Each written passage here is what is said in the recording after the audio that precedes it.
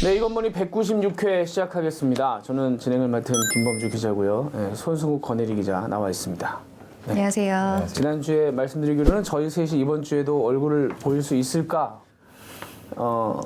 다음 주에 가봐야 한다라고 말씀드렸는데 셋이 뻔뻔하게 나와서 앉아 있습니다. 네. 이유는 뭐 저희가 인사가 좀 늦춰졌습니다. 그래서 인사가 안 났죠? 다음 주까지는 계속 이렇게 갈 것 같고요. 그러니까 딱 보고 셋이 있으니까 셋 다 살아남았구나 뭐 이렇게 생각하실 수 있는데 아직 모릅니다. 네, 그래서 저희도 사실 지난주에 날 줄 알았어요, 그죠? 네. 그리고 건강 좀 잘 챙기시라는 말씀. 갑자기 추워지니까 저도 지금 약간 감기 기운이 와서 어젯밤부터 목이 까끌까끌해가지고 병원을 좀 가봐야 될 것 같은데 감기가 딱 오기 좋은 시기라서 맞아요. 많이들 좀 조심하셔야 될 것 같습니다. 어쨌든 그래서 저희는 살아남긴 했어요. 어제 한승우 기자는 어제 비행기를 탔고 아 맞다. 한승구 기자가 이건머니에서 꼭 얘기해달라고 저한테 뭐요? 신신당부한 얘기 뭐요? 했어요. 김범주 선배한테 빌려준 게임 CD를 돌려받는 것은 포기했다라고 꼭 얘기해달라고 방송에서 아니 만날 수가 없으니까 한승우 기자가 잘 들어오지 않고 했기 때문에 만날 수가 없으니까 돌려달라고 안 준 거지. 그렇게 말했는데 저는 그 게임 사실 하지도 않는단 말이에요. 아니 하면서 왜 안 돌려줘요? 아니 떼어 먹으려고 한 게 아니라 빙의해서 참나 자기도 안 할 거면서. 아니 그게 우리가 근데 그것도 이건머니에서 얘기하고 나서 빌려준 거죠? 우리가 얘기했던 게임이더라고요. GTA라고 제가 몰랐는데. 예. 아니 이거 뭐 하겠습니까? 그럴 리가 아이고. 없어요. 경기가 안 좋다라는 얘기 굉장히 많이 하죠. 그리고 뭐 방송 기자들이 최근에 저희 선배도 한 분도 그 뉴스를 만들면서 또 그걸 하셨던데 황학동 같은데 왜 망한 가게들이 집기 팔아가지고 쌓여 있는 거 가서 이렇게 또 많이 쌓여 있다 이거 보여주고 사실 그런 걸 보여주면서 뭐 또 음식점들 가서 인터뷰하고 손님이 많이 줄었고 저녁 손님 없고 뭐 술 안 먹고 이런 얘기 많이 하죠. 그런 얘기를 많이 하는데 과연 그런가? 통계가 이제 어제 나왔습니다. 어제 1월부터 10월까지의 온라인 쇼핑 통계가 나왔어요. 통계청에서 내놓은 건데 재밌습니다. 10월에 온라인 쇼핑 거래액이 지난달보다 그 9월보다 그 6,292억 원이 늘어서 11조 8천억 원. 그다음에 작년에 비해서는 17%가 늘었어요. 그리고 8월 9월에는 작년보다 20%가 늘었습니다. 그러니까 글쎄요. 오프라인에서는 그만큼 사는 게 줄어들겠죠. 뭐 갑자기 뭐 소비가 전부 다 같이 늘어나진 않을 테니까. 가처분 소득이 늘지 않은 상황에서 온라인이 늘었으면 오프라인은 줄겠죠. 네, 그래서 실적으로 보면 거래액으로는 지금 이번 10월에 그 온라인 쇼핑 거래액이 11조 8천억 원인데 작년 10월이 10조 1천억 원이었어요. 그래서 1조 7천억 원이 늘었습니다. 1년 사이에. 그리고 특히 이제 모바일 쇼핑 있죠. 스마트폰으로 사는 거는 1조 5천억 원. 대부분 모바일이 늘었습니다. 그러니까 저희도 몇 번 말씀드렸지만 사실은 저희가 경기 안 좋다라는 보도를 해야 되겠다라고 생각할 때 경기가 안 좋은 데를 찾아가죠. 그렇죠. 사실은 경기 좋은 데 가서 이렇게 인터뷰 따고 뭐 스케치 해봐야 사실은 얘기가 안 되니까 예전에 그래서 저희가 한번 여기서 이건머니에서 손승욱 기자 파리 있을 때인가요? 한번 저희가 강하게 뭐라고 했던 게 그 중앙일보의 그 신사동 먹자골목 사진 새벽 3시에 사진 찍어서 손님이 없다 이렇게 보여줬던 없는 시간에 안 그래도 없어진 데 가서 없는 시간에 더 없는 시간에 찍었으니 당연히 길거리에 사람이 없겠죠. 그러니까 그렇게 되는 것이 결국은 어느 정도의 왜곡이 있는 건 사실인 것 같아요. 온라인이 이렇게 불붙는 거 보면 그죠? 권혜리 기자도 온라인에서 물건 많이 사지 않습니까? 아 저는 사실 오프라인을 안 간 지가 굉장히 오래됐어요. 가고 싶어도 저희 잘 오프라인에서 요즘 거의 안 사지 않나요? 거의 쉽지 않죠. 그러니까 식료품 같은 경우도 물론 보고 사면 좋은데 예를 들면 그냥 배송을 시키거든요. 저는 이제 제가 요리를 하니까 요리 재료들을 시키고 이럴 때 아이고 보면 요리한다는 걸 그냥 매 회마다 강조를 하세요 그냥. 뭐 요즘에 보면 마켓컬리, 뭐 이마트, 롯데 다 새벽에 맞아요. 갖다 주니까 뭐 그렇지. 먹을 게 그렇죠. 옷은 잘 안 사니까 뭐 상관없는데 실제로 대부분 다 온라인으로 하게 되는 것 같아요. 그래서 솔직히 경기 얘기를 하면서 온라인 얘기하는 게 약간 조심스러운 게 있어요. 저는 그러니까 온라인 쇼핑 액수가 늘어나고 이런 것들을 네. 경기랑 연결시키는 게 그냥 지금 트렌드가 그쪽으로 가는 거고 그런 상황이기 때문에 뭐 딴 데가 얼마 죽었는지는 안 보고 그것만 본다 그러면 그것 때문에 경기 얘기를 하는 건 조금 조심스러운 것 같긴 해요. 물론 이제 전달 뭐 전년 대비해서 늘어난 게 있는데 전반적으로 보면 그렇지 않나 싶어요. 그러니까 미국도 올해 월마트 같은 경우에 실적이 크게 올라간 이유가 온라인 때문이거든요. 오프라인은 아무래도 좀 줄어들고 온라인은 늘어나고 줄지는 않습니다. 온라인 그렇게 되는 측면에서 볼 때는 온라인을 갖고 경제 얘기하기는 좀 저는 개인적으로는 그게 어떻게 받아들여야 될지에 대해서 좀 구조적으로 온라인으로 이동하는 거는 그러니까 그런 아주 얘기로도 볼 대세고 네. 근데 경기가 안 좋은 건 사실이고요. 근데 이제 그런 아까 김범주 선배 얘기한 것 같은 정도의 와 진짜 막 난리가 났나 보다. 어떤 움직임도 없이 다 얼어붙었나 보다. 그런 정도로 보여주는 거는 좀 전체 그림에서는 물론 약간 그렇죠. 왜곡이 있다. 예, 예. 아니 그러니까 제가 그 말씀 드리는 이유는 그 같이 나온 이제 비슷한 한국은행 통계 중에 소비자 심리 지수가 100을 넘었어요. 그러니까 소비자 심리가 얼어붙지 않았다는 거예요. 반대로 얘기를 하면. 그러니까 아니 근데 그 방금 선배 온라인 그 전체 판매액 있겠지만 그것도 전체 소매액에는 들어가는 지수잖아요. 소맥이 들어가죠. 네, 근데 전체 소매액은 마이너스예요. 전체 소매액 마이너스니까 0.5% 증가. 그러니까 그게 아직 그 전체 그러니까, 소맥 예, 예. 자체가 네. 그러니까 아주 막 확싹 줄어든 게 아니라는 네. 거죠. 아니, 그러니까. 근데 네. 이제 그 근데 포션이 이제- 온라인으로 이동하면서 제가 말씀드리려고 하는 이유는 뭐냐면 예를 들면 이런 겁니다. 그러니까 지금 선풍기 안 팔린다고 네. 불경기라고 얘기를 그렇죠. 하면 안 된다는 말씀을 네네. 드리려고 하는 거예요. 물론 그러니까 트렌드가 바뀌고 상황이 바뀌는데 트렌드가 바뀐 것에 대해서 이 가지 못한 부분을 찾아가서 거기서 경기가 줄어들었다, 경기가 좋지 않다는 걸 얘기를 하는 것이 무의미하다는 거죠. 이쪽으로 지금 옮겨가고 있는 트렌드, 그러니까 그런데 이 포션 안에서 옮겨가고 지금 있는 방금 트렌드라면 말씀하신 그 10월 그때도 그 작년보다 소매 판매는 0.5% 감소했고요.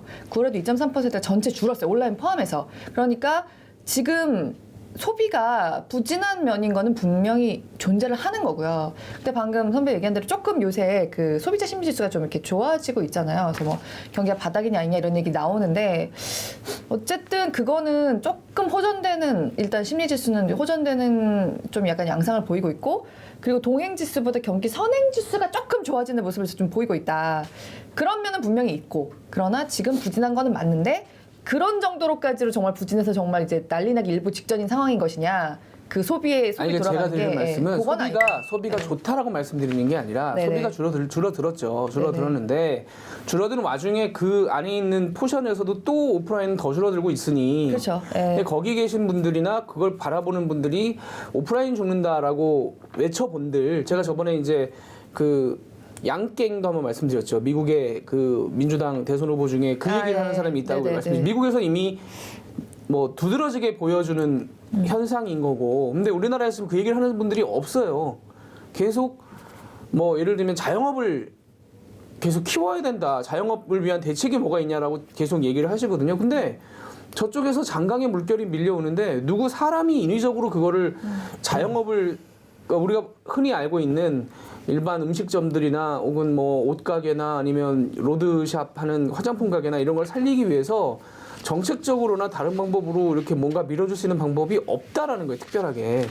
근데 계속 그 얘기를, 그러니까 어떻게 보면 경기에 관한 얘기를 할 때 계속 그 얘기를 하잖아요. 네, 무슨 얘기? 같은 얘기, 동어 반복을 계속 반복하는 거죠. 김범주 앵커가 말한 건 지금 경기가 좋아졌다 뭐 이게 아니라 경기가 안 좋아진다는 얘기를 하면서 이건 정말 안 좋아질 수밖에 없고 이거는 안 좋은 가장 안 좋은 곳에 가서 그걸 보면서 그렇게 얘기를 하면 안 된다라는 그러니까 얘기를 오늘 하고 같은 있는 날에 거죠. 반팔 짚고 가서 춥다고 얘기하는 건 저는 비슷한 거 약간 억지성이라는 거예요. 그러니까 반대로 얘기하면 전에도 한번 얘기 들었습니다만은 그런 분들에게 이런 정보들을 좀 더 가공해서 언론부터도 좀 제공을 해서 우리가 하잖아요. 그러니까 근데 이걸 안 들으시는 분들도 많으니까 네.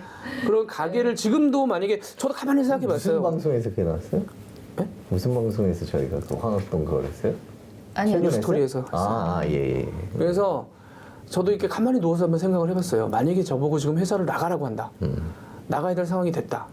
그럼 나가서 뭘 할 거냐 도대체. 근데 정말 뭐 문과 나와서 이 펜 굴리는 일을 이렇게 오래 하고 나서 막상 이렇게 광야에 나갔는데 저라도 음식점이나 프랜차이즈를 보게 될 것 같더라고요. 그렇죠. 왜냐하면 그동안 딴 생각해 본 적이 없고 딴 걸 개발해 본 적이 없으니까 그런 생각을 하게 되겠더라고요. 그래서 그 생각이 좀 애매해지면서 과연 그게 옳으냐. 근데 현재 상황은 많은 분들이 또 그렇게 생각하시고 이런저런 이 주변 상황에 대해서 고려 없이 그걸 하실 거란 말이에요. 오늘도 문을 여시는 분들이 있죠. 계실 거란 말이에요. 그러니까 이 있는 중에서도 조절이 되면서 그쪽은 점점 더 줄어들고 있고 어쨌든 온라인으로 늘어나고 있는데 예를 들면 상품군별 증가율을 보면 가장 많이 증가한 게 저희가 여러 번 다뤘습니다. 왜냐하면 그 여러 번 다룬 이유가 다른 게 아니라 그게 트렌드이기 때문에 여러 번 다룬 건데 음식 서비스가 네. 80%가 작년보다 늘었거든요. 80%면 굉장히 많은 어마어마한 수치죠. 그러니까 거기다가 또 이 쿠폰 서비스가 46% 늘었는데 이 쿠폰도 결국은 프랜차이즈들이 주로 하는 네. 그 먹는 예를 들면 네. 뭐 스타벅스 상품권이라든가 뭐 그런 거가 되겠죠. 그러니까 결과적으로 이쪽으로 사람들이 옮겨가고 있는 현상이 눈에 띄단 말이에요. 이게 작년보다 20% 가까이 지금 8, 9, 10월 20% 늘었으면 작년에 내년에도 또 그럴 가능성이 크다면 내년엔 더 어려워질 거란 말이에요. 그런 가게들이. 근데 그거를 좀 누군가가 진지하게 얘기를 해야 될 타이밍이 아닌가라는. 근데 그렇게 바뀌는 것도 이제 온라인으로 넘어갔고 있는데 온라인 내에서도 빈부격차가 존재를 해요. 갈수록 커지고 있고 예를 들어서 최근에 SBS가 보도했던 배달의 민족 같은 경우에도 보면 지금 뭐 온라인 뭐 아까 얘기했던 뭐 쿠폰 같은 경우는 스타벅스라고 치면 예를 들면 커피는 스타벅스가 되는 거고 배달의 민족에서도 얼마를 돈을 내느냐 뭐 이거에 따라서 위치가 달라지면 결국 돈 많은 프랜차이즈 업체들이 위쪽에 자리를 잡고 같은 치킨이라도 프랜차이즈 치킨 같은 떡볶이들에도 프랜차이즈 떡볶이 그런 상황이 계속 이루어지고 있는 거거든요. 그러니까 이게 뭐라 그럴까 오프라인이 온라인으로 옮겨가는 플랫폼이 옮겨가는 세상으로 가고 있지만 힘든 거는 여기서도 힘들지만 저기서도 힘든 상황 뭐 그런 것 같아요. 임대료는 임대료대로 여기 배달의 민족이나 뭐 여기 들어가면 또 거기대로 그래서 어떤가 싶어요. 이게 계속 힘들어지는 거 아닌가. 플랫폼이라는 게 어떤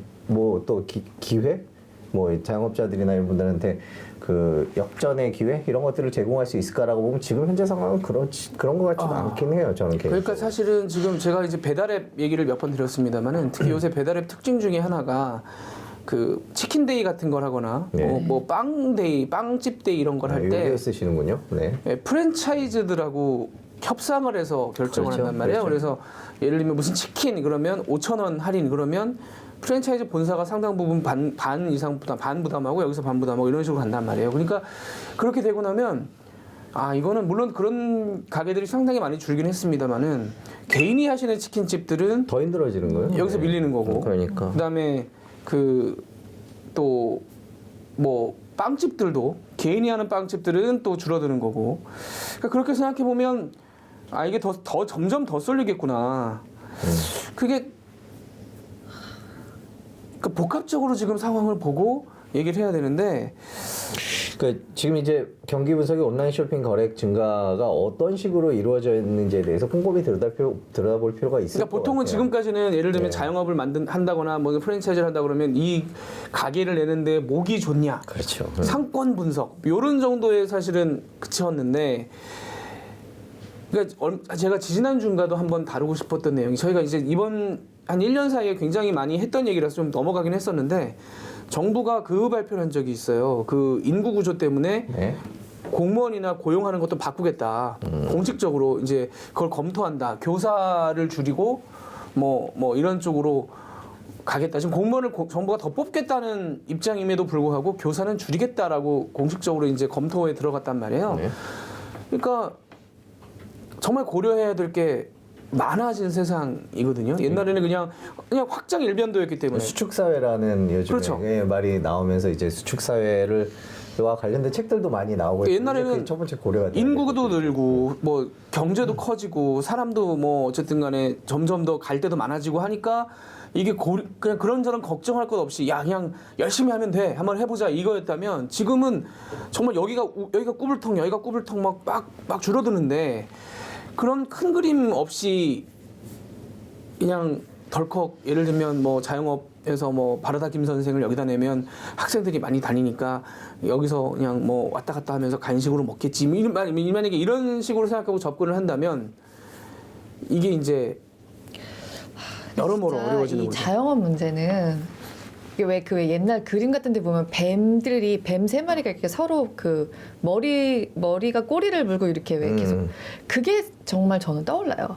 이게 그 올해 그 일자리 통계를 보면은 사실 이렇게 온라인 시장 아까 저는 손수혁 선배가 얘기하셨던 그 부분, 그러니까 온라인에서 누가 그렇게 성장했는지를 좀 꼼꼼히 들여다볼 필요가 있다고 얘기한 그 부분이 좀 많이 생각해볼 필요가 있는 부분이라고 생각을 하는데, 왜냐면 그 올해 일자리 통계를 보면은 그 이제 1인 자영업자, 사실 1인 자영업자는 그 이건 온라인 하는 사람들까지 포함하는 거예요. 이거는 이래 무슨 오프라인에서 뭐 이렇게 저 가게 내고 이런 사람들뿐만이 아니라 1인 자영업자들이 되게 늘었거든요. 그게 말이 1인 자영업자지 사실 직원이 전혀 없는. 왜냐면 온라인 쇼핑몰도 좀 되면 혼자 못 해요. 네. 저도 주변에 온라인 사업하는 사람들이 있고 정말 사업이라고 하기도 애매해라고 할 정도로 작게 하는 그런 친구들도 있는데, 배송이라도 이루어지기 시작하면 혼자 그거 다 못합니다, 진짜로. 어떻게라도 조금씩은 저기 단기 고용이라도 정말 초단기 일자리 고용이라도 하지 않으면 혼자 감당이 안 되는데, 정말 혼자 한다는 거는 말이 자영업자들이 되게 굉장한 프리랜서, 한계 상황에 있는 사람들이라는 거예요.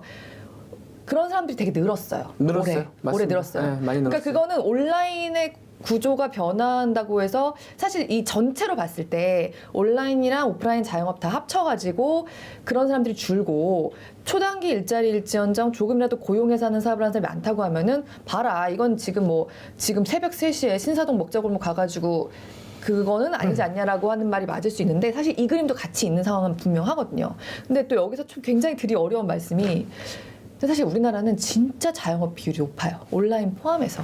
그러니까 경쟁이 너무 치열할 수밖에 없는 구조고, 좀 상황이 어려워지면 한계 상황에 내몰릴 수밖에 없는 사람들. 그러니까 이 너무 굉장히 구조적으로 많은. 근데 이것도 장기적으로 보면은 그래도 우리나라가 자영업자가 꾸준히 줄어들긴 했더라고요. 그러니까 한때는 거의 25%였는데 지금은 한 뭐 20에서 19 요 정도. 근데 그게 그래도 미국 같은 나라 뭐 7, 8, 6 이런 데랑 비교하면 뭐 거의 3배 수준이고, 우리랑 좀 비슷한 경제 수준이라고 생각하는 나라들도 우리보다는 훨씬 나아요. 그럼 결국은 그렇게 자영업자들이 많은 상황, 온라인을 포함해서, 그거는 또 굉장히 일자리 진로 보면 좋지 않다고 하는 게 대부분의 어떤 전문가들의 시각이고, 그럼 결국 질 좋은 일자리가 많이 생기고 고용이 돼야지 어쨌든 고용당하고 임금을 받을 수 있는 상황으로 흡수가 될 수도 있는 거고, 그런 게 다 맞물려 있는 상황이어서 김범수 선배가 얘기하는 그런, 이게 지금 물은 여기서 찾아야 되는데 지금 엉뚱한 것을 파고 있는 것도 분명히 있는데, 전반적으로 우리 경제에 모두 다 걸려있는 문제인 것 같아요. 이 자영업 문제는 온라인 포함해서. 그래서 참 네. 아니 그러니까 네. 제가 뭐 네. 논의 말씀드리지만 그런 문제를 큰 그림을 가지고 네네. 이렇게 접근을 해서, 그러니까 네. 이런 통계청 같은 데서 나오는 자료, 한국은행 자료, 이런저런 자료들을 봐도 이렇게 어느 정도 제가 봐도 그림이 그려지는데, 네. 그러니까 제가 보는 그림은 약간 이제 도트가 크죠. 네. 좀 더 좀 세밀하고 조금 더 이렇게 이것만 연구하고 조금 더 방향을 잡아주는 사람들이 있어야 될 텐데, 네. 예를 들면 뭐 정치하는 분들이나 이런 분들 그냥 괜히 머리띠 두르고 나와서 뭐 경제가 죽습니다, 뭐 이런 얘기나 하고, 그래서 어떻게 할 거냐 구체적으로 얘기를 하면 얘기가 안 나오는 것도, 저는 그러니까 이 자영업 하시는 분들, 저희 이제 뭐 부모님도 예전에 자영업을 하셨기 때문에 그때는 굉장히 작은 가게였는데도 저희 식구 먹고 사는데 큰 문제가 없었어요. 아까 권혜 기자가 얘기했던 25% 시대 혹은 그 이상 시대였는데도 불구하고 그런 문제가 별로 없었어요. 그때는 인건비도 워낙 낮았고, 그 다음에 그 경기도 지금보다는 확장 국면이요. 확장 국면이어서 그냥 막 잘 쓰는 편이었고, 근데 이제 지금은 점점 더 그게 환경이 바뀌고 하는데, 이 잘 모르는, 그러니까 거기에 민감하기 힘든 내일에 바쁘신 분들이 정작 그런 상황에 내던져지게 되면은 루틴하게 간다는 거죠. 그러니까 옛날에 했던 대로, 내가 봤던 대로 그냥 사실 급하게 가다 보니까 더 망하고 더 어려워지고 이런 상황이 반복이 되니까, 저는 이 통계를 보면서 아까 두 분 그러니까 처음에 두 분이 이제 약간 저 오해하신 게 경기가 좋아진다고 말씀드리는 게 아니라 그분들이 더 안타까운 거예요. 개인적으로는. 그러니까 저가 잘 가던 음식점이 있었는데 물론 이제 하나를 보고 여러 가지를 뭐 다 그렇다고 말씀드릴 수는 없습니다만은 나름 잘 되는 음식점이거든요. 저녁에도 장사가 꽤 되는 집이에요. 근데 최근에 가보고 좀 깜짝 놀란 게 분명히 홀에 두 분, 주방에 두 분 혹은 세 분이 계셨던 가게인데 주방에 한 분, 홀에 한 분이 계시더라고요. 그분들이 전체를 다 하니까 제가 봐도 이거는 못할 짓인 것 같고 음식을 시키는 것도 약간 죄송하고 이걸 내가 먹어야 되나? 막 불안불안하기도 하고 오래 걸려요. 그리고 또 주문하면 그렇게 되죠. 근데 오래 걸리는 거야 그렇다고 치더라도 뭔가 잘못하는 느낌이 들어요. 근데 오죽하면 그랬을까라는 생각이 사실은 들긴 들더라고요. 굉장히 잘하던 가게인데 물론 모르겠어요. 제가 간 날이 하필 무슨 뭐 원래 계셔야 될 분이 쉬는 날이라든가 뭐 급해서 안 나왔다거나 뭐 이런 건 모르겠는데 보고 저는 좀 당황스럽더라고요. 근데 그런 집들이 지금 많다는 거 아니에요? 이제 1인 자영업자들이 상당히 많이 늘어나는 건 통계로도 나오고 있고 잘 돼도 힘든 거죠 한마디로 지금 상황은. 지금 약간 특히 단기 일자리 쓰던 거를 많이 더 이상 안 쓴다는 거는 굉장히 좀 확연하게 보이고 있는데 근데 또 한편으로는 그런 것도 있어요. 그러니까 이게 좀 이렇게 희망적인 것을 얘기하자면 방금 손충 선배 얘기했던 그런 치킨집 같은 데 있잖아요. 참 되게 어렵잖아요.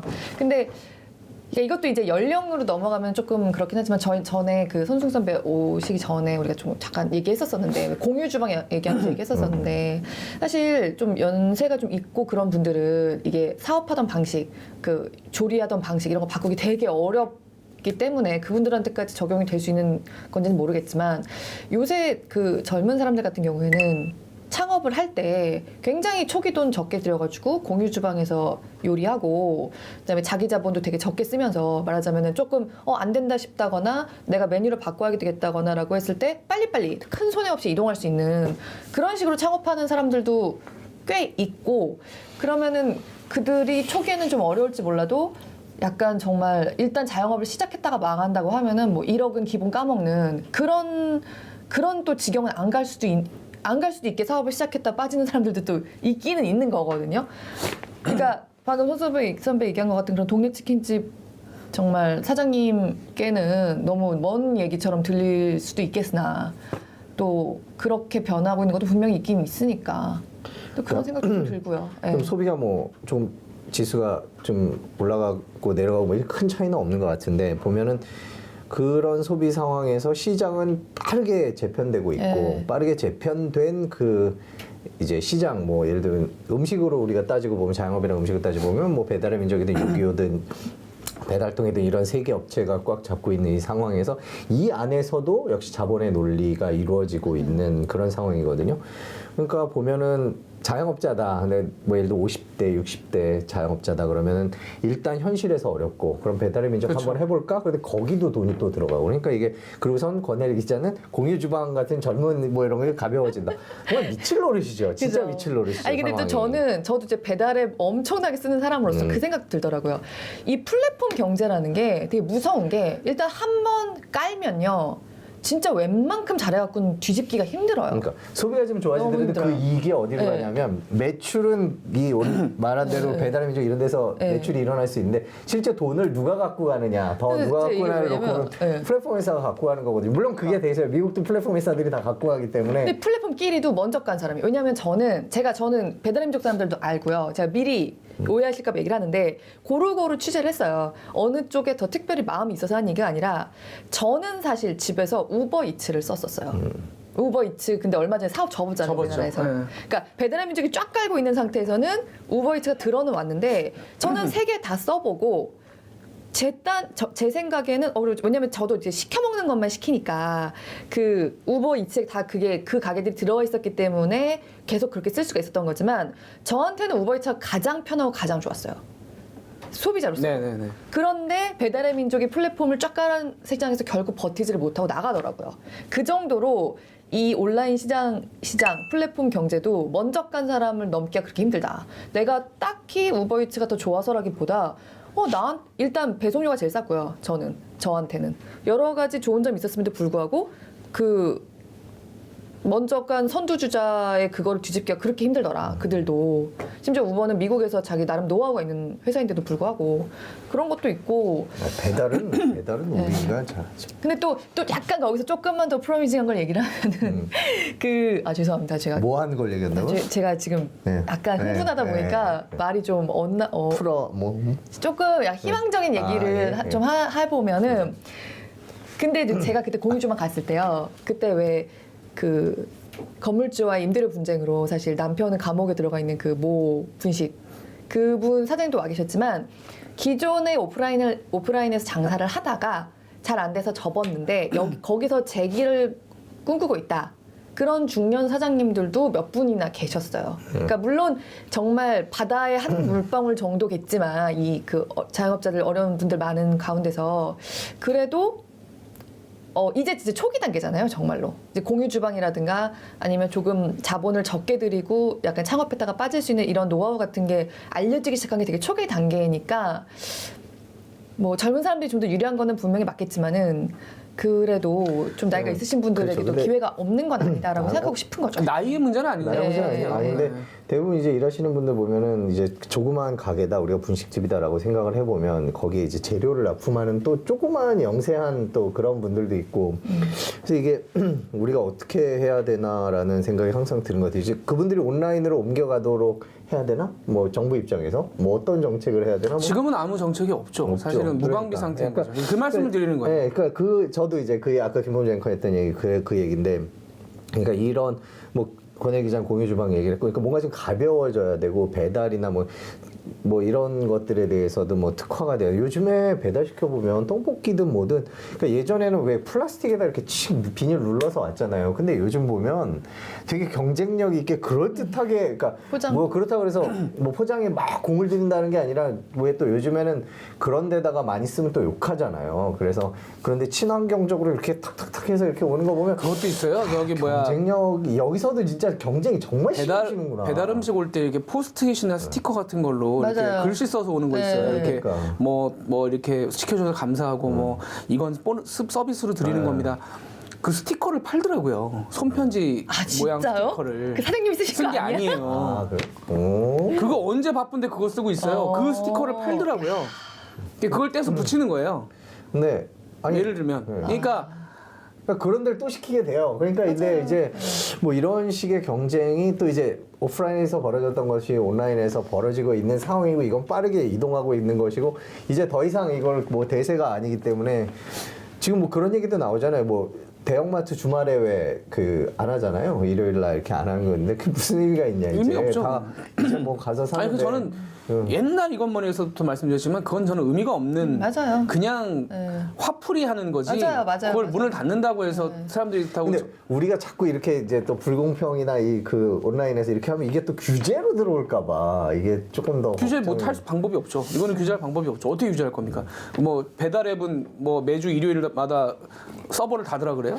그건 말이 안 되죠. 아니 뭐 규제를 생각하시는 분들은 워낙 기발한 에이, 규제들을 잘 그거는 만들어 규제할 수 있는 뭔가 근거가 없잖아요. 뭘로 규제할 겁니까? 근데 하여튼 요새 보면, 그러니까 생각해 보면 큰 대형 유통회사 마트들도 그게 늦어가지고 올해 허부덕 그렇죠. 되고, 제가 최근에 이제 어떤 한 마트를 가서 보고 얘들 참 희한하다. 그러니까 희한하다기보다는 재밌다라고 생각한 게, 그러니까 그런 초대형 마트는 아니에요. 이마트, 롯데 뭐 이런 데는 아닌데 배달이 잘 어려운 데였던 거죠. 뭘 크게 걸어놨냐면 이제부터는 배달 앱으로 우리 거 배달해 드린다는 거예요. 아 슈퍼마켓이요? 슈퍼마켓은 아닌데 아. 손마켓도 이제 가능하겠죠. 아. 그렇게 해서 이제 편입이 가능하겠죠. 그런 배달앱 시장으로 편입이 돼서 여러분들이 돈만 뭐 배달비 얼마 주시면 배달해 드릴게요. 언제든지. 그 제가 아는 그 마트는 한정이 있었어요. 몇 명이 되면 배달 인원이 없기 때문에 배달 못 해드립니다라는 데였는데 이제 거기랑 손을 잡으면서 얼마든지 배달할 수 있는 환경이 된 거잖아요. 그러니까 그걸 보면서 여기도 하여튼 뭔가 발버둥을 치는구나, 여러 가지로. 네, 그게 제가 경제부였을 때가 몇 년 전, 한 5년쯤 전인가?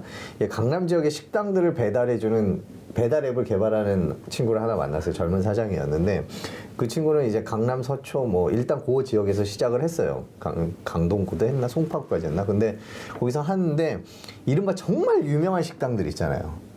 배달 안 해주는 정말 유명한 맛집들을 이제 돌아다니면서 계약을 지금은 다 되지만 그때는 이제 그게 안 되는데 갔을 때 들었던 말이 생각나요.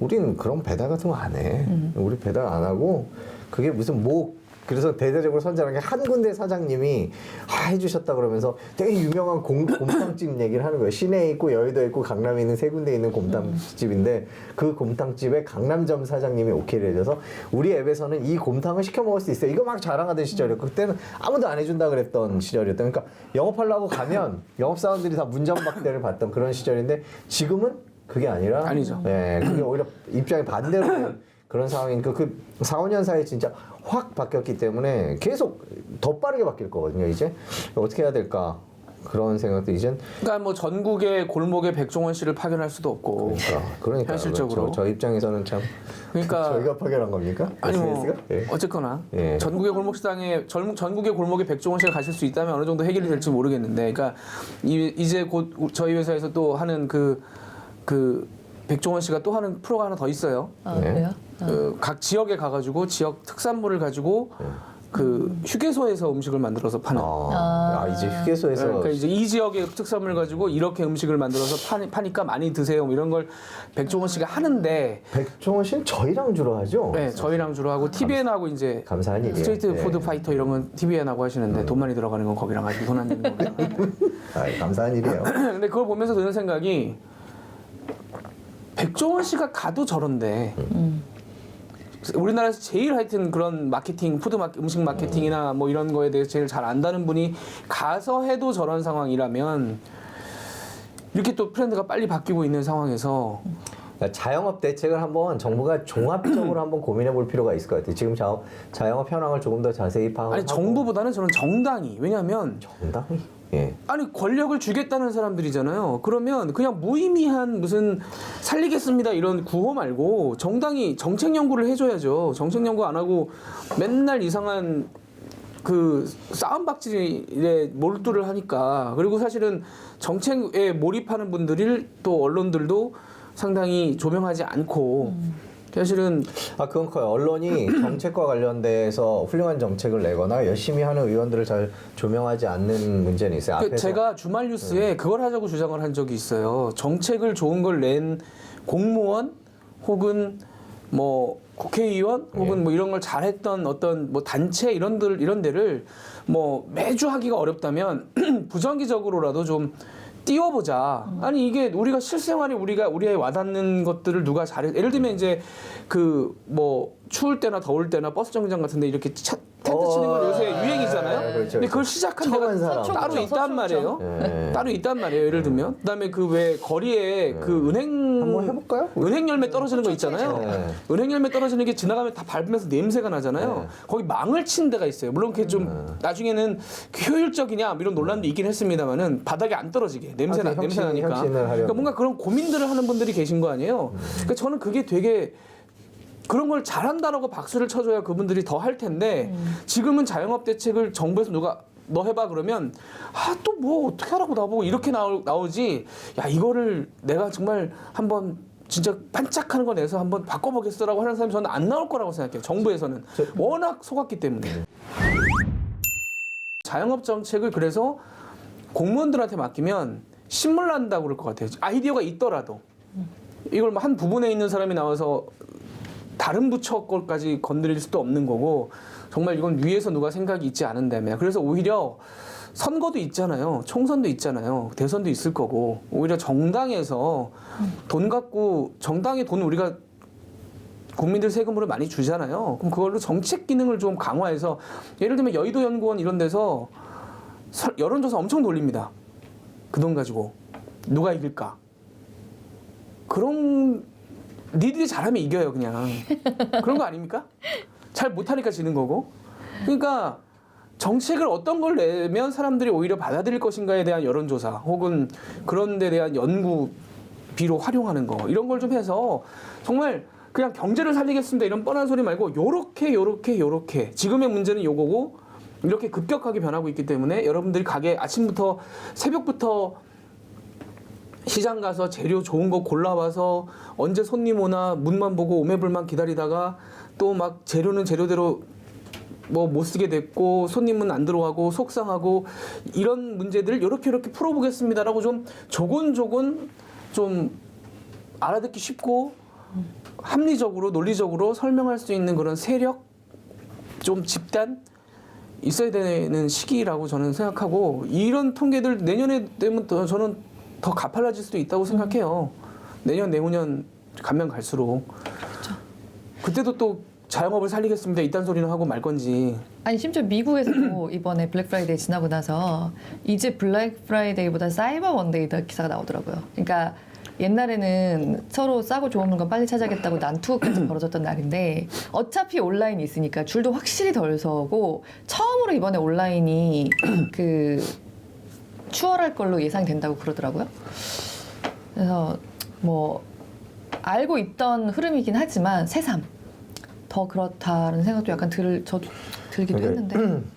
제가 지난번에도 말했지만 대전환점이다라는 2019년, 2020년에 계속 유독 많이 각 분야에서 나오고 있는 상황이잖아요. 경제연구소들이 내놓는 얘기 아니면 경제 전문가들이 하는 얘기들이 다 그런데 우리가 당연하다고 진짜 권혜리 말대로 얘기했던 것들이 이제는 압도하는 시기가 이제 네. 시작이 될 거고 여기서 벌어지는 뭐 여러 가지 문제점들은 정말 어떻게 통제를 뭐 할 필요는 없겠지만 통제가 안 되는 상황이고 약자는 더 약해지고 뭐 이런 상황이어서 그거에 대한 진짜 뭐 대책이 필요한데 정당 김범주 앵커는 정당 얘기를 하는데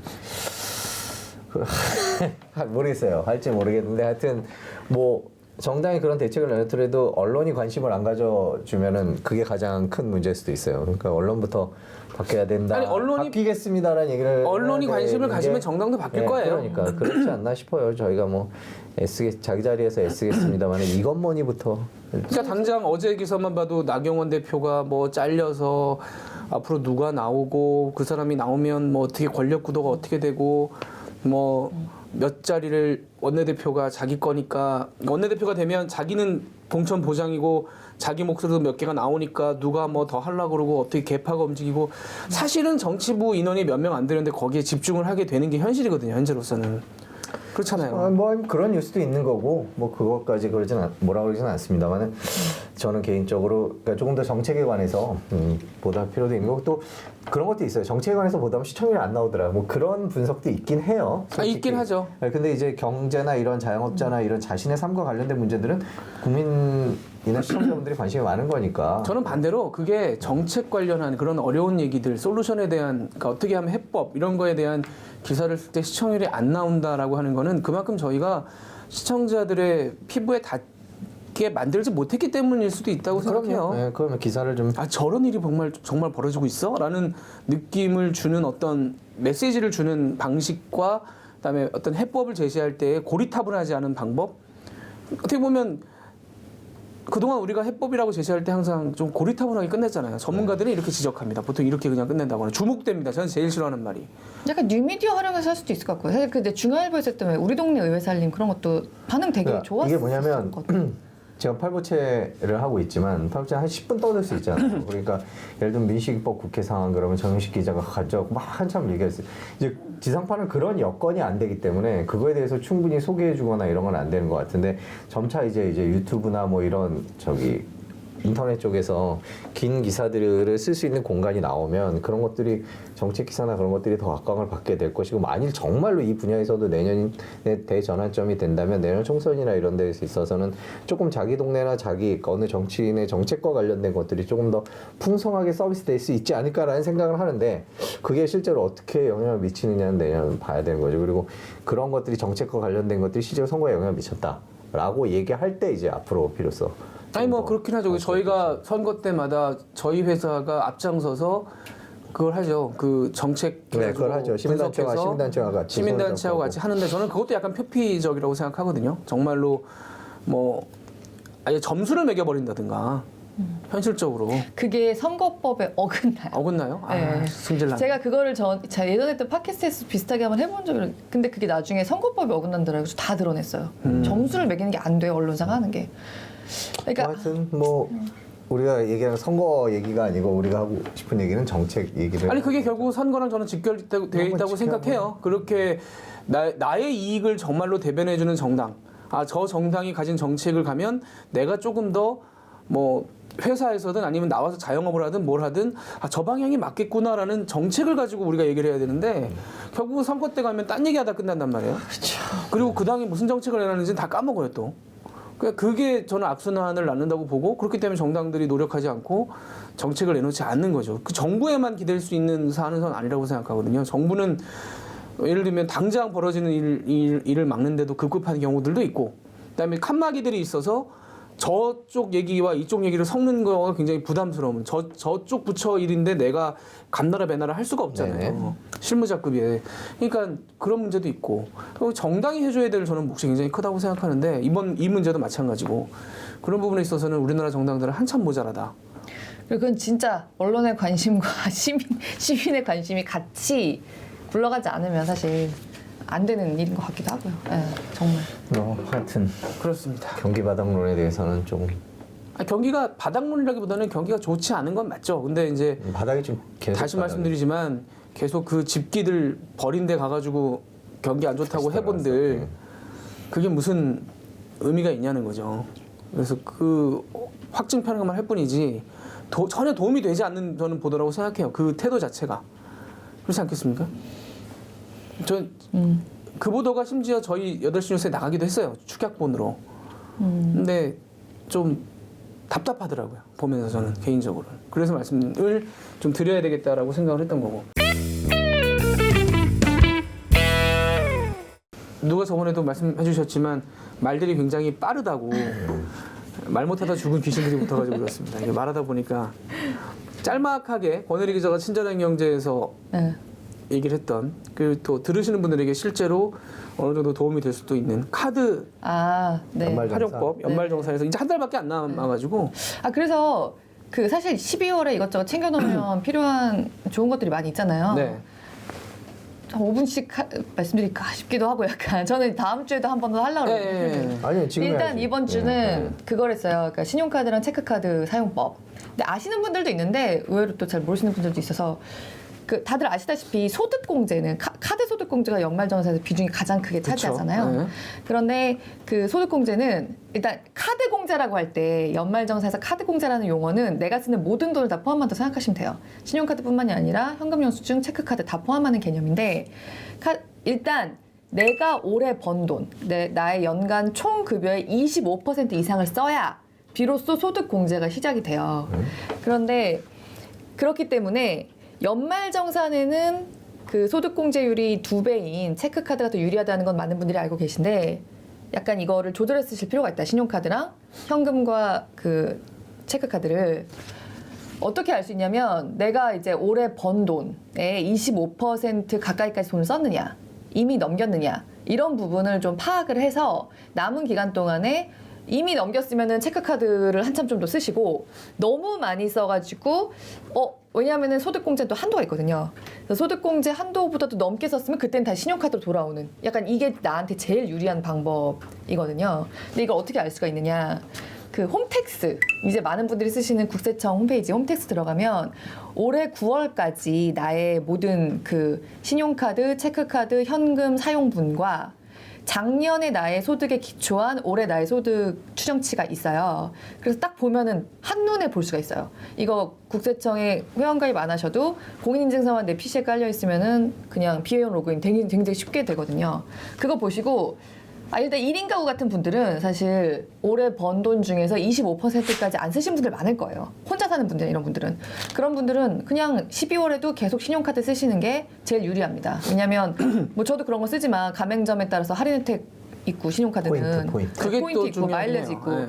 그거 포기해가면서까지 할 필요가 없어요. 왜냐면 내가 아무리 12월 남은 한 달 동안 돈 써봤자 차 사는 거 어차피 신차 구입비는 그리고 공제도 안 되고 차 사는 거 아닌 다음에야 뭐 내가 할인 혜택 계속 받는 게 나으니까. 근데 가족이 많다거나 올해 1인 가구라도 돈을 썼다거나 곧 2인 가구가 되실 분들 이런 분들은 아마 25% 벌써 넘었을 거거든요. 그런 분들은 앞으로 12월 한 달간이라도 체크카드로 돈을 써서 앞으로 쓰는 돈에 대해서라도 공제율을 늘리시라. 그런데 이거는 뭐 세 가지니까 그냥 간단하게 말씀드릴게요. 일단 연간 소득이 7천만 원 이하인 사람들은 카드 소득공제 한도가 내 소득의 20%와 300만 원 중에 더 적은 금액이에요. 그러니까 만약에 내 소득의 20%가 400만 원이다. 그러면 300만 원만 받을 수 있어요. 근데 반대로 내 소득의 20%가 250만 원이고 300만 원이다. 그러면 또 250. 그렇거든요. 잘못 이해하실 수 있는데 네. 카드 사용 금액을 말씀하시는 게 아니고 네, 맞아요. 저 약간 산식을 거쳐서 나온 금액이 그거 이상 네, 맞아요. 이해되는 예, 예. 건데 그렇고 7천만 원에서 1억 2천 사이 소득이 있는 분들은 250만 원이 한도예요. 소득공제 받을 수 있는 금액이. 그리고 1억 2천 이상은 200만 원. 딱 이렇게 나눠지거든요. 그래서 이만큼 그러니까 소득공제를 하면 그 돈을 그냥 다 빼준다는 게 아니라 과세 표준에서 그만큼 줄여준다는 얘기예요. 한마디로 소득에서 내가 쓴 돈 빼고 이만큼 또 빼고 거기다가 당신이 내는 소득세를 곱한다는 거거든요. 그러니까 아무튼 소득 공제해주는 만큼 세금이 줄어드는 게 아니죠. 그렇죠, 예. 그렇죠. 그래서 그만큼을 또 넘겨버렸다. 내가 돈을 너무 많이 써서 그렇게 되면은 그 다음부터 또 한정없이 돈을 쓴다고 해도 다시 더 이상 소득공제는 일어나지 않습니다. 그 이상 돈을 더 빼주지 않아요. 나의 과세 표준에서. 그러니까 제가 방금 말씀드린 그 자신의 소득 구간, 자신의 총급여 구간에서 그걸 넘겨버렸다. 혹은 12월 안에 넘길 것 같다. 라고 하면은 현금 카드를 가득 채워 쓰신 다음에 다시 신용카드로 돌아가는 게 나한테는 가장 큰 이득이다. 이거 생각보다 돈 차이가 커요. 이게 좀 복잡하긴 한데 근데 이제 네, 돌려받을 수 있는 돈의 차이가 소득- 커지기 때문에 이게 이제 그 퍼센테이지가 안 됐다 그래서 네. 그 퍼센테이지를 넘기기 위해서 더 쓸 필요는 없는 전혀 거잖아요. 없죠. 예, 그죠? 근데 그냥 포기하시고. 신용카드 포인트를 쌓으시는 분들이면 네. 그 좀 비교를 해보셔야 돼요. 계산 사실은 잘 해봐야 돼요. 연말에 그러니까 나중에 저도 정산 딱 했는데 보니까 생각보다 금액이 안 나오는 그러니까 경우가 제가 친절한 경제 할 때 그 계산을 한번 해봤어요. 제 거 갖고. 그러니까 내가 신용카드를 써서 포인트 이거랑 나중에 이렇게 해서 체크카드 이 퍼센트 차이로 위해서 정말 오래 걸려서 계산을 했거든요. 의외로 그렇게 차이가 없었어요. 근데 저 좀 봤는데 그러니까 저는 소비의 특성상 그러니까 사람마다 좀 다 네. 소비 패턴에 따라 좀 다르겠지만 소득이나 뭐 소비 패턴에 따라 다르겠지만 그래서 근데 뭐 저는 물론 그럼에도 불구하고 저는 그 카드 계산하는 게 싫어서 통장에 돈을 전 최소로 나누는 걸 좋아해서 체크카드를 쓰거든요. 실제로 바로바로 빠져나가는. 네, 뭐 그래서 블랙 프라이데이. 어디에 저축을 하고 계십니까? 아 저는 저기 저축은행 SB톡톡을 SB톡톡을 좀 사람들이 많이 알 필요가 있을 것 네, 같아요. 그게 이제 저축은행 SB톡톡이라는 앱에 들어가시면 SB톡톡 플러스입니다. 아 플러스 예, 네, 바뀌었더라고요. 예, 갔다 온 사이에 바뀌었고 이게 솔직히 세련된 앱은 아니에요. 아우 절차가 정말. 제가 어젯밤에도 그거 가지고 찌름을 하는데 참을 인자 한 100개 저 지금 써가면서 전화해야 해야 됩니다. 되는. 뭐가 네. 막혔어요 지금.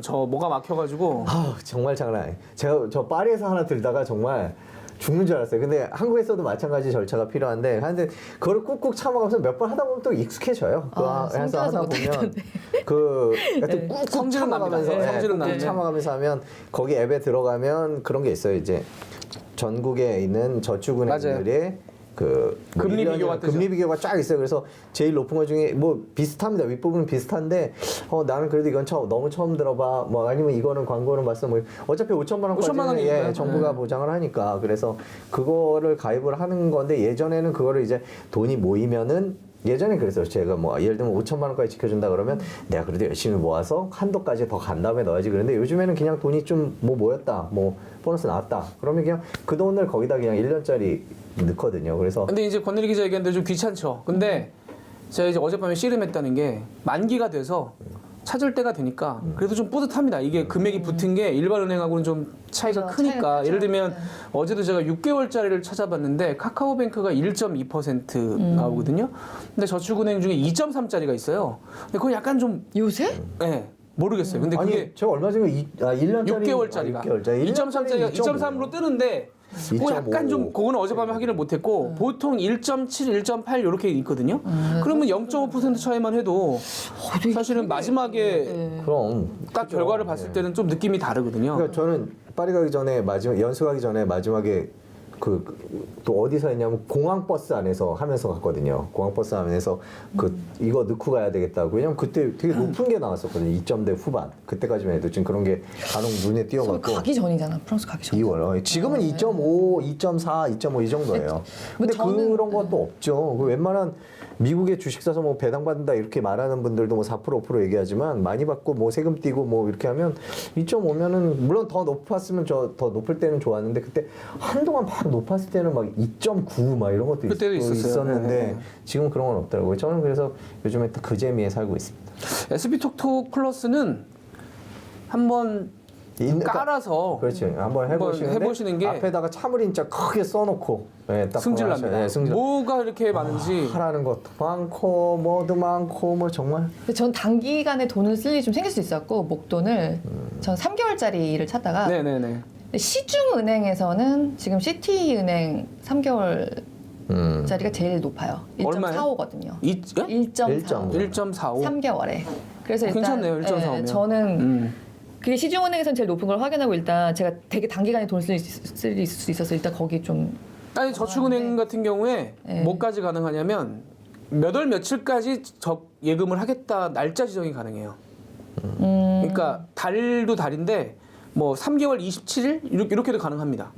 그러니까 다시 한번 봐야겠다. 네, 시티은행보단 더 주니까. 네. 세이프 박스는 1이구나. 다만 얼마 카카오뱅크 세이프박스 작아요, 500만 원이 보이네요. 남의 많이 남의 통장 조심하셔야 됩니다. 네, 그래서 SC 제일은행 밥 사주세요. 괜찮아요. 단기. 돈 많네요. 부럽습니다. 네. 세이프박스 좀 꺼내봐요. 꺼내보세요. 꺼내라고 있는 말이겠습니까? 하이에나처럼. 조금 더 모아갖고 SB톡톡으로 가려고 지금 모으는 중이에요.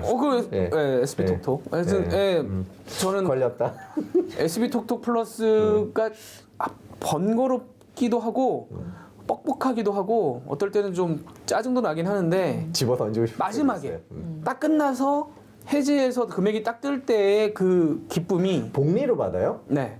전 단리로 받아요. 그래서 저는 좋은 게 뭐냐면 매달 이렇게 딱 월급 다음 날이면 이제 월급 저희 통장이 제 통장에 월급이 들어오면 빨갛게 찍히고 예. 그다음에 파란 거밖에 안 남잖아요. 뭐 보험료 나가고 뭐 나가고 카드료 나가고 빨간 거 하나에 파란 거 파파파파팍 바뀌잖아요 통장에. 근데 그때쯤에 이제 얼마라도 들어오는 거예요. 매달 그 이자가. 그러면 무슨 뭐 A 저축은행, B 저축은행, C 저축은행 그래갖고 빨간색이 빵빵빵 꽂히거든요. 하루에 하나씩 빵. 뭐 빵. 저기 꽤 큰 금액이 찍히는 거예요. 아니 크지 않아요. 크지 않지만 빨간색이 생긴다는 거. 그러면 막 파란색 빠져나가다가 빨간 거 하나 빨간 거 하나 그럼 기분 좋죠. 저는 단리로 받습니다.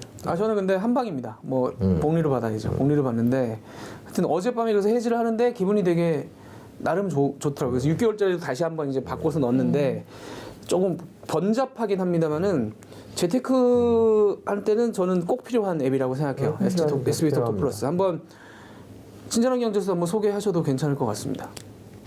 근데 그거 해도 돼요? 저축은행 모음이거든요. 네. 저축은행 한 군데를 가는 게 아니고 다 모여 있어요. 모든 저축은행이 가능한 거기 때문에 A 저축은행부터 Z 저는 저축은행 다 모여 이거는 있어요. 충분히 상관없네. 소개를 해도 아무 상관없는. 그러니까 이 저축은행 중에서 뭐 예를 들면 나는 한 0.12 정도 났더라도 나는 이 저축은행이 원래 큰 회사니까 여기서 할란다. 그럼 그 저축은행 골라서 그러니까 제가 든 저축은행들이 예를 들면 전국에 있습니다. 난 목포도 있어. 저는 저 부산에 하나 있고요. 이거 인터넷 안 되면 목포 가야 되나? 그러니까 저도 지금 그게 지금 어젯밤에 안 되던 데가 부산이에요. 네. 부산을 가야 되나 내가 지금. 전화하면 결국엔 전화해서 이제 해결이 되겠죠. 저축은행들이 조금 힘들다곤 하지만 5천만 원까지 예금자 보호 되니까. 예금자 보호, 천만 원, 뭐 이런 돈들, 1,000만 원, 1,500만 원 이런 돈들 잠깐 좀 남겨놨는데 이걸 은행에 넣어놓으면은 사실 돈을 얼마 안 주니까 네. 이걸 어떻게 할 거냐라고 했을 때는 저축은행에서 충분히 그 날짜까지 지정해서 예금이 가능하니까 내가 그때쯤 필요하겠지 한 석 그러니까 달쯤 이게 뒤에. 5천만 원 예금자 보호를 받는니까 5천만 원 이하로 해서 넣어놓으면은 5천만 원 넘겨서 하시면 회피하죠. 근데 그게 안 되는 분들이 대부분. 나눠 사면 되잖아요. 5천만 원. 아니 5천만 원 이상. 그것도 펀드 슈퍼마켓처럼 5천만 원 이상 목돈을 가지신 분들이 과연 많겠냐는 중앙회에서 중앙회에서 하는 거죠. 네, 그러니까 이거는 소개도 됩니다. 그리고 많은 분들이 저는 아실 필요가 있다고 생각하고. 네. 이게 아니야 나 그냥 우리 동네 저축은행 가서 하지라고 얘기하실 수 있는데 그거보다 금리가 좋아요. 금리가 좋고요. 이걸 통하면 편하기도 금리가 하고요. 좋고. 네. 왜냐하면 서로 경쟁해갖고 SB톡톡 특판 상품들이 좀 맞아요. 있어요 가끔. 인터넷 금리도 있고. 그래서 김범주 앵커랑 저랑은 가끔 예전부터 이 얘기를 했었거든요. 그래서 둘이 가끔 그런 얘기해요. 야 2.8 나왔던데? 뭐 이런 얘기도 가끔 하고 그랬었어요. 보면 그래서 그냥 김범주 앵커는 복리로 받지만 저는 매달 이렇게 월급 근데 받을 매달 수밖에 받는 것도 재밌겠네요. 재밌어요. 뭐가 있냐면 왜 우리 그런 부자들이 그런 얘기 하잖아요. 뭐 본인이 일하지 말고 돈이 일하게 하세요. 뭐 이런 얘기 하잖아요. 근데 약간 그런 느낌? 돈이 일해서 나한테 그렇겠네요. 돈을 주는 느낌? 약간 그런 느낌이 있어요. 근데 복리가 아마 금리는 더 좋나? 그럴걸요? 근데 저는 본리가 단위밖에 조금 안 더 봐서. 나오죠. 왜냐면 그 네. 이자를 쌓아서 주는 거니까 네. 돈을 근데- 좀 더 주긴 네, 한데 하여튼 저는 1년 단위로 이렇게 해서 받으니까 선배가 진짜 좋아할 것 같은 거 하나 있다. 뭐요? 네? 그 방문 도장 찍으면은 네. 단 얼마씩을 넣어주는 CMA 같은 거. 그거 해봤거든요. 제가 그걸 한때 방문 믿기에 방문 네. 스탬프 찍는 거 있어요. 아니, 그걸 하나은행인가 좋아하신다니까. 신한은행인가 그럼 방문하면 하루에 1원씩 몇 개 주더라고요. 있어요. 내가 네. 그거를 40몇 아니, 원까지 하다가 아이고야 이건 아니다 싶어서. 실업월렛에 네. 조금 더 줘요. 뭐 더 이상 여기까지 나왔으니까 더 이상 할 얘기가 없네요. 네, 뭐 아니 그런 제가 그때 100원, 200원, 500원 버는 얘기 하고 나니까 할 얘기가 없네요. 아니야 근데 그 그래가지고 모르면 그렇게 번 돈으로 에비앙 드시는 거 아니겠습니까? 오, 오늘은 볼빅입니다. 오늘은 괜찮네. 볼빅. 예. 오늘은 볼빅 드세요. 그러니까 언행일치가 아니, 아니 근데 좀 언행일치가. 삼다수 마시면 안 돼요? 맨날 볼빅. 내가 있잖아 우리 집 애기야. 대장은 삼다수예요. 저희 집은 냉장고에 이렇게 삼다수가 엄마처럼 있으면 애들이 이렇게 뭐 에비앙, 볼빅 뭐 이런 애들이 애기처럼 있는 거고 삼다수가 대장이 저희 집에서는 삼다수 먹어. 네, 여기 들고 오는 건 항상 볼빅. 아, 그러니까 애비야. 삼다수인데 거기 너무 크잖아요. 알겠어요. 다음 시간에 2리터짜리 들고 올 테니까. 네, 하여튼 뭐 축하드립니다. 그렇게 번 돈으로 아니 그거 아껴야 돼요. 아끼는 거. 맛있는 물 드시고 계시다는. 양말도 예쁜 거 신고. 양말은 양말 부심이 있어요. 손 기자가 양말 부심이 있어가지고. 아이고, 양말은 그때 아유 이것머니 초창기 하도 양말 얘기만 네. 해갖고 양말 빨래 넣는 법까지 얘기했었어요. 네, 여기서 마치겠습니다. 도저히 안 되겠습니다. 도저히 제가 버틸 수가 없어가지고 다음 주 소소하게 한다 그랬는데 또 1시간이 넘어갔습니다. 네, 다음 주에는 꼭 짧게. 다음 주에 꼭 짧게 하도록 네. 하겠습니다. 자, 들어주셔서 감사합니다. 감사합니다. 고맙습니다.